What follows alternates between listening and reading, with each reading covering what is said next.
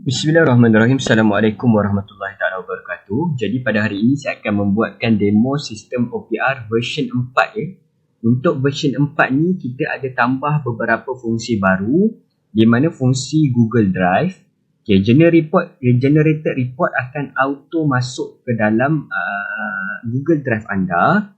Kemudian kita ada menambahkan dua tema generated report yang baru. Okay, di sini sebagai contoh bila anda lihat sejarah OPR anda nak buat turun. Okay, kita ada tema klasik sebagai contoh yang lama punya report dan tema moden. Tema moden ni lebih kemas lah report yang dijana. Dan juga kita ada menambahkan flow button yang lebih kita panggil mesra pengguna. Okay, tak apa, saya akan tunjukkan contoh. Baiklah, yang pertama sekali, kalau anda nak auto upload ke Google Drive, okay, anda hanya perlu sambungkan Google Drive anda dengan sistem OPR ni sahaja. Okay, sebagai contoh, di dalam folder Google Drive saya sekarang, saya cuba refresh. Okay, nampak tak? Belum ada apa-apa folder lagi, masih kosong. Okay, jadi step pertama adalah anda login dengan Google Drive sahaja. Okay, sebelum tu, untuk fungsi-fungsi asas macam mana nak set up maklumat sekolah, logo sekolah dan lain-lain, anda boleh tengok dalam video tutorial untuk version 3. Semua dah lengkap. Version 4 ni saya hanya buat tutorial tentang fungsi-fungsi baru je. Okay, klik saja authorize Google Drive. Okay, klik login dengan akaun Google yang anda nak masukkan report tersebut.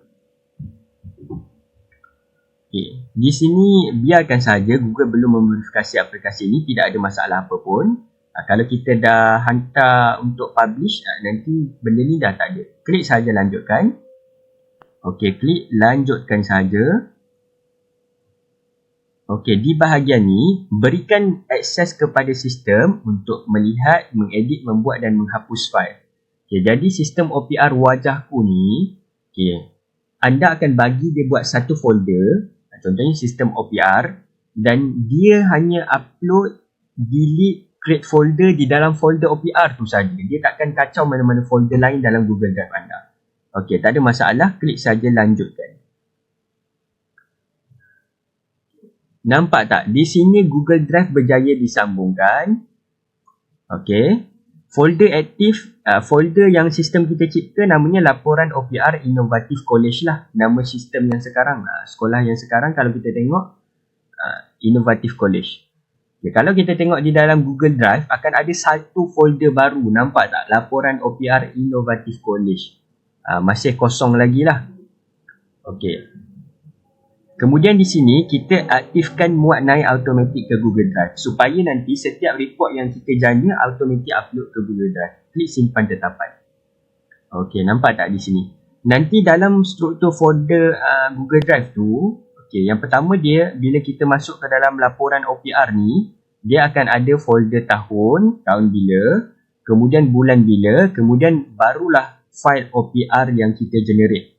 Okey, baiklah, sekarang kita nak cuba generate borang OPR tersebut. Okey, klik lihat borang OPR. Okey, di dalam borang OPR ni, untuk sistem yang baru juga, saya tambahkan smart fitting page. Di mana OPR yang kita generate ni, dia akan secara auto berada dalam satu muka surat saja. Dia takkan terlebih dah macam sistem version 3 tu. Okay, tanpa membuang masa, kita cubalah buat program baru. Baiklah, nama program saya buat bantuan anak yatim 2026. Bantuan anak yatim je lah. Okay, tarikh pada hari ni, masa pada waktu sekarang. Okay, tempat di Dewan Besar. Okay, anjuran unit pentadbiran. Okay, bilangan peserta seramai 22 orang tahun 2026. Objektif program saya generate menggunakan AI 100%. Okay, aktiviti yang dijalankan pun generate menggunakan AI. Dan impak pencapaian generate menggunakan AI. Okay, gambar dan aktiviti saya pilih gambar anak yatim ni lah, 4 gambar maksimum. Okay, disediakan oleh Muhammad Ashraf, disahkan oleh Muhammad Aiman. Okay, sekarang hanya ada satu saja button jana laporan. Bila anda klik jana laporan ni, sistem akan buat 3 benda. Dia akan simpan laporan ke dalam sejarah OPR. Dia juga akan auto download file ni ke dalam anda punya laptop ataupun device ataupun handphone. Dan yang ketiga, kalau anda mengaktifkan muat naik automatik ke Google Drive, sekarang ni dia akan auto simpan report tersebut dalam Google Drive anda. Sekarang masih kosong cuba kita klik jana laporan.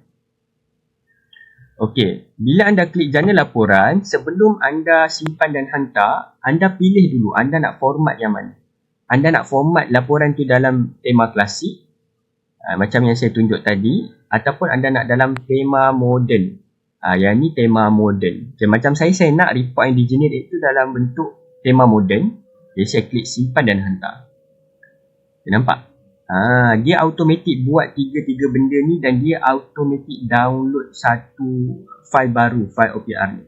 Okay, jadi dia simpan sejarah ke dalam sejarah OPR, dia jana file PDF dan kita auto download ni tadi, dan juga dia muat naik ke Google Drive. Okay, sekarang cuba kita check dulu file yang download tadi. Nampak tak? OPR bantuan anak yatim. Bantuan anak yatim 3.18 petang. Ini adalah contoh borang report OPR yang moden yang saya baru buat. Okay, kalau kita tengok dalam borang report sejarah OPR pun dah masuk bantuan anak yatim. Okay, dan kita tengok dalam Google Drive, nampak tak sekarang create satu folder baru di bawah laporan OPR Innovative College. Ada folder tahunan. Okay, bulan bila. Okay, nampak di sini tadi OPR bantuan anak yatim 7 hari bulan 2.